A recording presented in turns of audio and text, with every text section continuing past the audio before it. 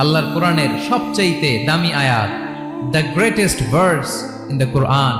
উবাই ইবনে কাব রাদিয়াল্লাহু তাআলা আনহুকে বিষ্ণু সাল্লাল্লাহু আলাইহি ওয়াসাল্লাম জিজ্ঞেস করলেন, উবাই বলো তো কোরআনের কোন আয়াতটা সবচেয়ে সেরা?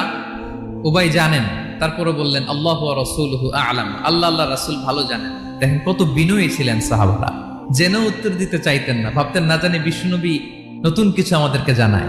বিষ্ণুনবী আবার বললেন, তুমি কি জানো কোরআনের সবচেয়ে শ্রেষ্ঠ আয়াত কোনটা?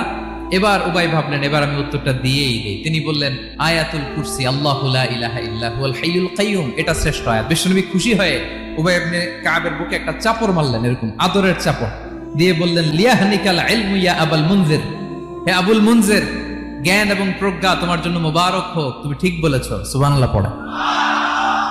তাহলে এই প্রথম ইনফরমেশনটা আজকে জানলাম, কোরআনের সর্বশ্রেষ্ঠ আয়াতের নাম ৬,২৩৬টা আয়াতের মধ্যে থেকে সবচাইতে দামি আয়াত এটা।